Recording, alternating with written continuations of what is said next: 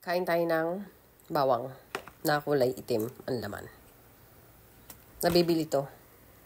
May nakatago pala ako sa rep, hindi ko alam. Tingnan nyo, itim ang laman ha. Bubuksan natin ha. O, ay ari ang bawang ha. Tingnan ninyo ha.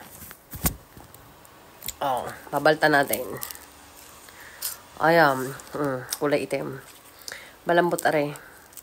Imbis na magdiktik kayo ng bawang, tsaka magbabad, ari na, instant.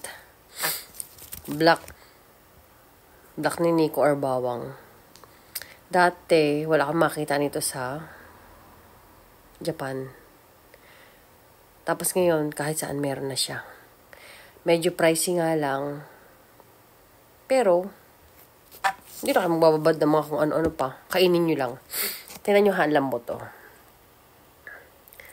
Ayan oh. Lambot. Itim na itim siya. Oh, itim na itim. Kainin niya.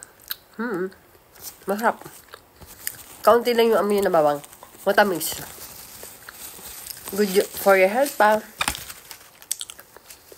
Pwede nyo pampasalubong sa Pinas. Pwede rin kainin nyo araw-araw. Para hindi na kayo nahihirapan kumain ng bawang na pipisain nyo pa, tititik nyo pa, o kaya mababaladan nyo pa. Ito na yun.